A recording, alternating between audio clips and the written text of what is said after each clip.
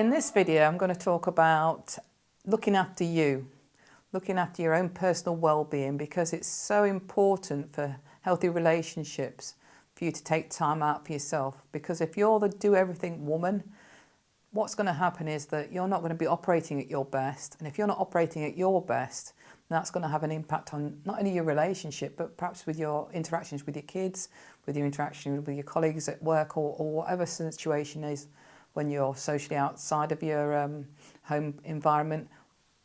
It's going to have an impact. So it's very important, especially for a healthy, intimate relationship, to have a program in place, not a program, but a routine in place whereby you're doing something purely for you to make yourself happy. Because if you don't, you're going to get into a place where you're so stressed and anxious, you're going to be constantly complaining, criticising and comparing.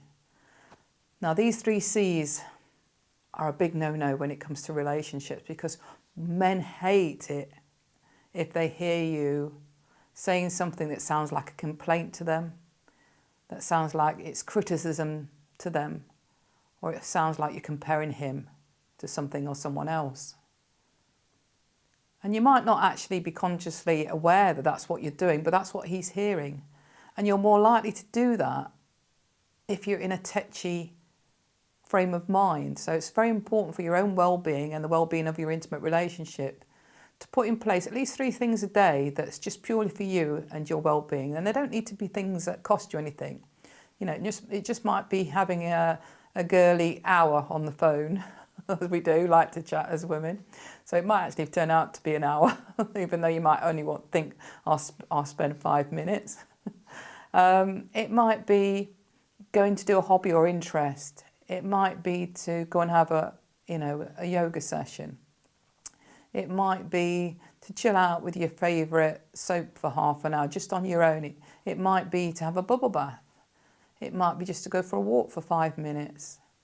It doesn't have to necessarily take a long time to do something to make you happy.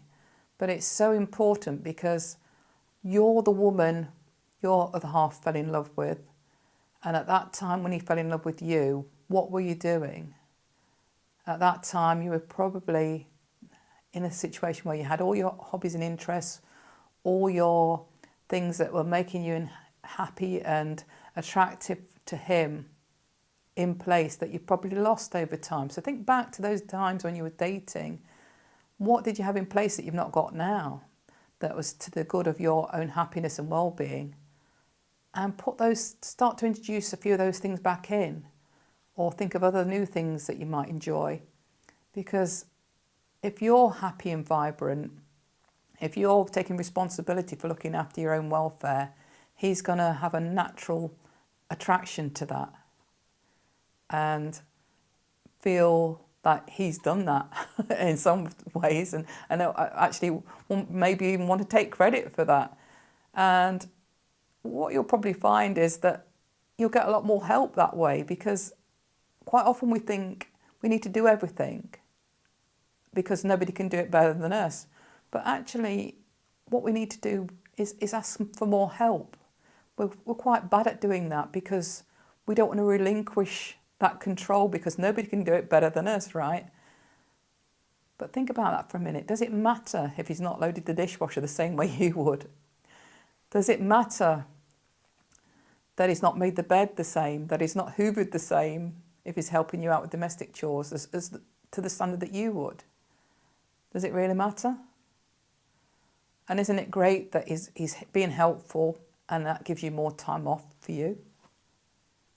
Until next time.